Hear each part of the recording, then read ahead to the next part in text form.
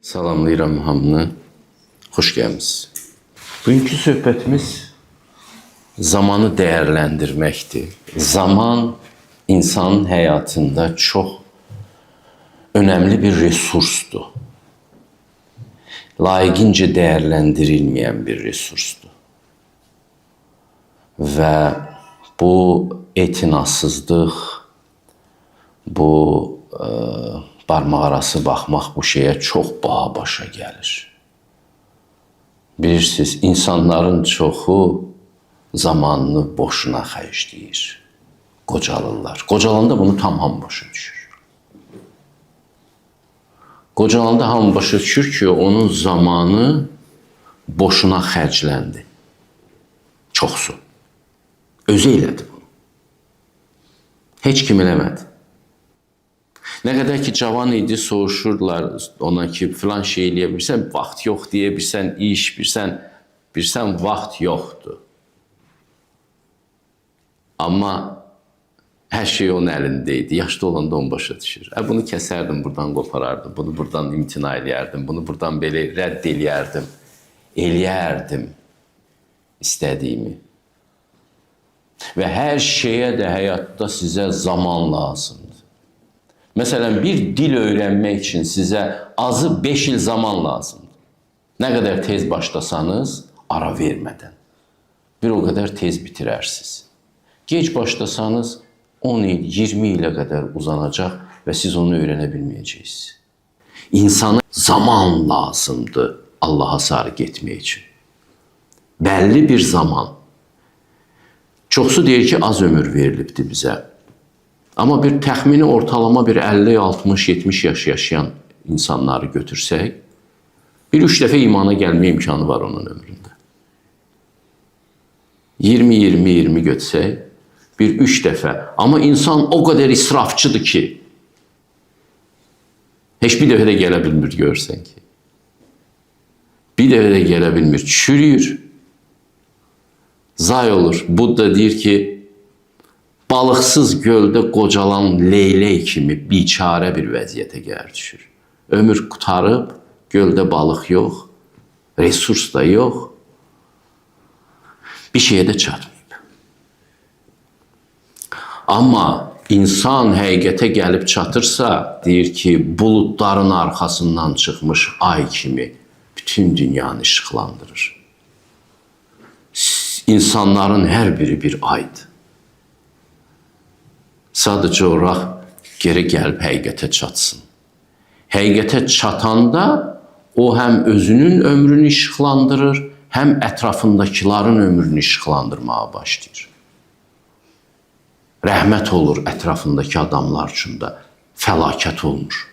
Əgər qaynana yolu bilirsə, o gənclər üçün böyük bir rəhmətdir. Bir yerdə yaşamaq. Əgər yolu bilmirlərsə, cəhənnəmdir onlar üçün. Yolu bilməyən adamla bir yerdə yaşamaq. Amma sizə bir şey söyleyeyim ki, yolu bilməyən valideynlər də müəyyən mənada rəhmətdilər. Onlar acı yaradırlar sənin qəlbində. Dəhşətli bir acı yaradırlar. Sən də dəli kimi dərman axtarırsan ona.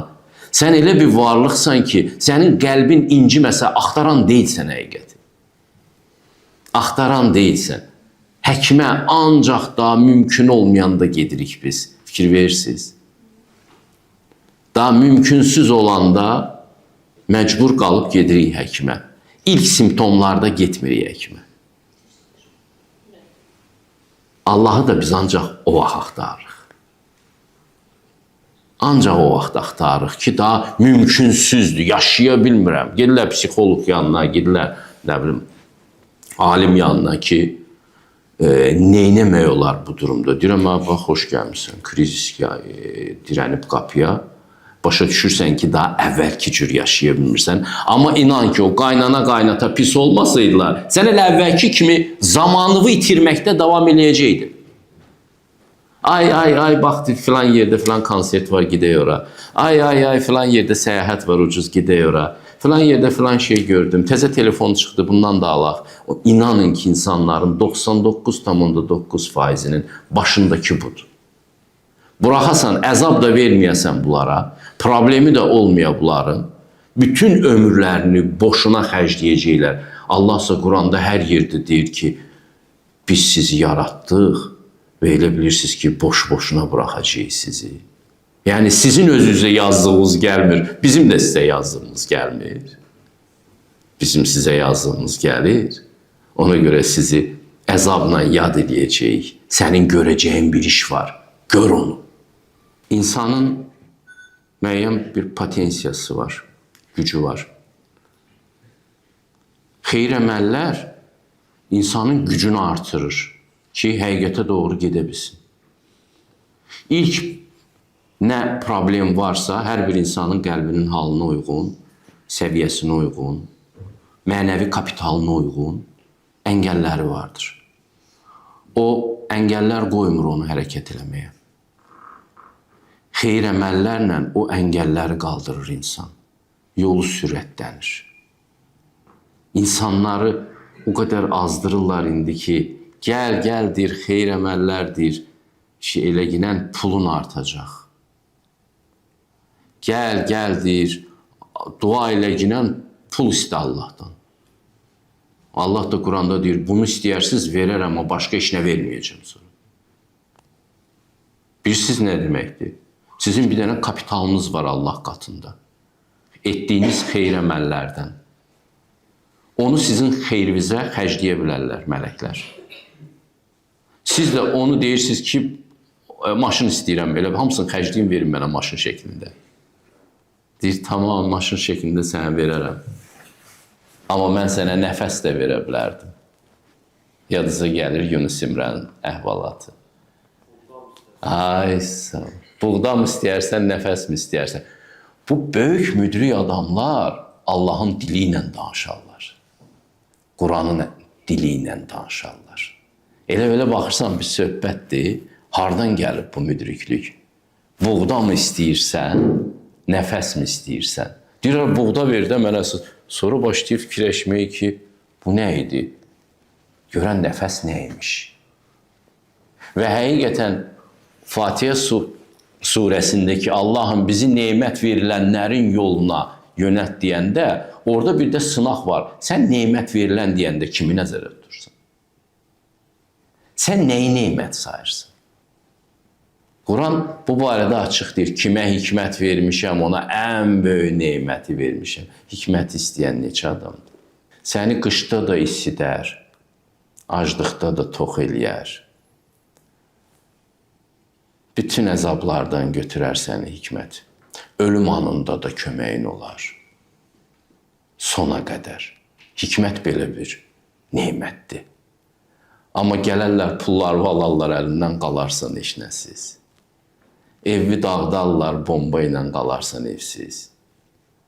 Nemət nədir?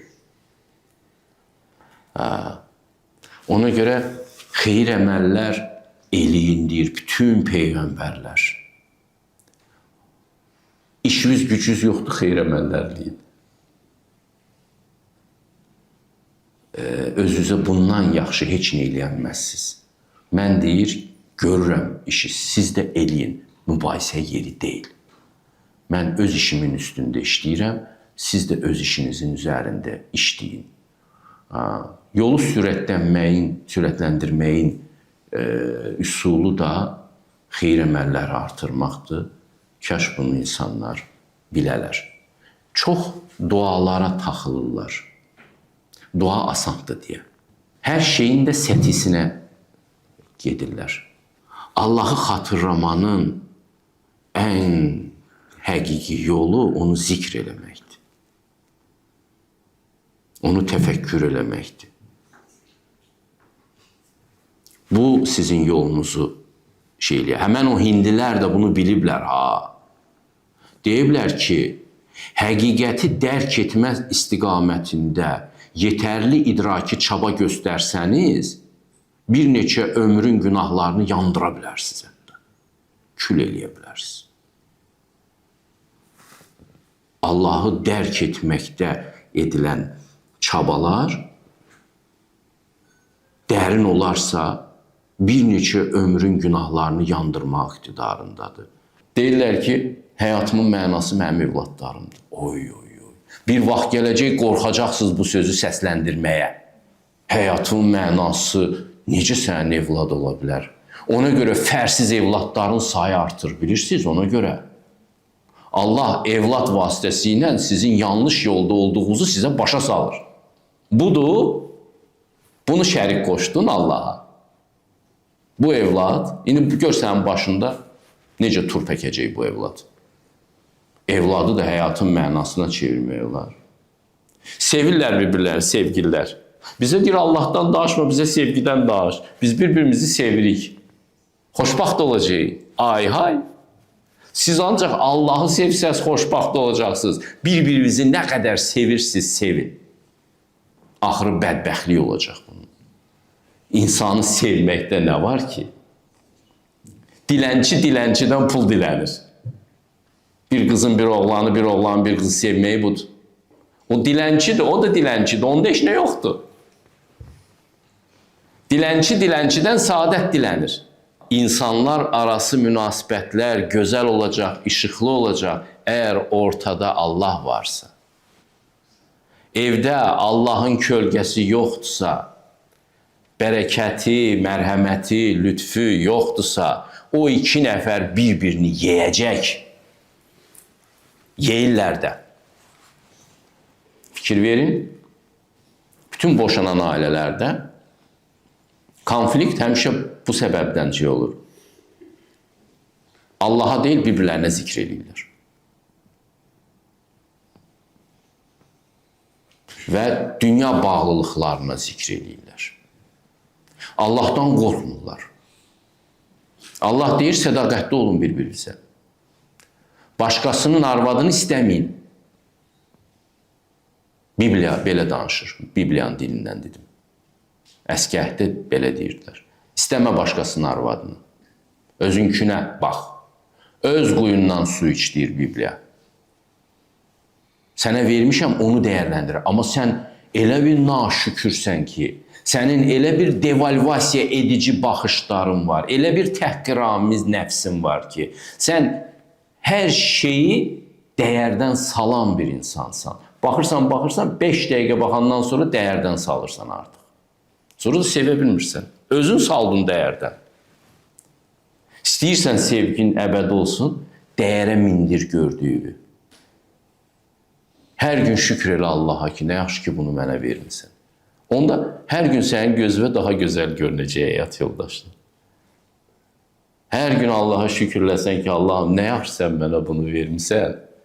Hər səhər duranda deyib doğrudan, necə mənim şanslı adamam, necə mənim bəxtim gətiribdir. Şükranlıqdadır səadətin sirri. Yenə də Allah var ortada. Hekayətlər var, hekayətdə Allah yoxdur. Sevirlər bir-birlərini. Elə bilirlər ki, biri o birisini xoşbaxt edəcək. Yanlışdır. Yanlışdır. Məhəbbətdən yazan şairlər də hamısı yanlış yerə gedirlər. Yaradıcılıqlarını da tükətdirirlər. Əgər o məhəbbətin arxasındakı Allahı görmürsün.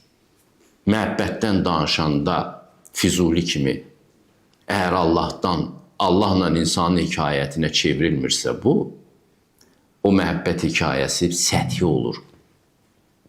3 günlük olur. And olsun zamana ki, insan ziyan içindədir. Zaman böyük resursdur. Onu dəyərləndirib həqiqətə gəlib çıxmaq olar. Onun başqa dəyərləndirilməsi də yoxdur. Məsələn, biz zamanımızı xərcləyirik ev almaq üçün. Məsələn, ipoteka kreditinə giririk, 20 ilimiz gedəcək ev almaq üçün, məsələn. Bir 5 ilimiz gedəcək avtomobilin kreditini ödəmək üçün. Görürsünüzmü? Hər şeyə zaman xərcləyirik. Halbuki bütün zamanını xərcləyib Allaha çatmaq lazım. Bura biz dəyər qazanıb Allaha yaxınlaşmaq üçün gəlmişik. Bu vaxtı da öz nəfsinə sərf eləmək böyük bir israfçılıqdır. Ona görə deyir, xatırla insanlara ki, faydası vardır. İnsan hər gün özü-özünə xatırlamalıdır ki, mən burada nə üçünəm? Yadından çıxanda o müdrik kitabı açıb, oradan kök götürməlidir həyatına ki, zaman itirməsin. Belə bilirəm ki, deyəcəyim nöqtələrin hamısını vurğuladım.